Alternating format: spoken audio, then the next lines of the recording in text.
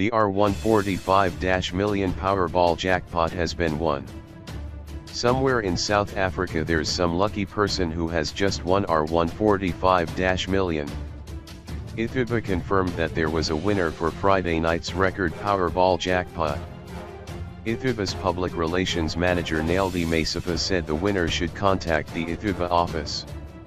She told ENCA, because it is such a significant amount that has been won, the person would need to get in touch with us, and as soon as they get to the offices of the National Lottery they would be offered financial advice and some psychological assistance as well. As you can imagine, R145-million is a lot of money and a life-changing thing as well.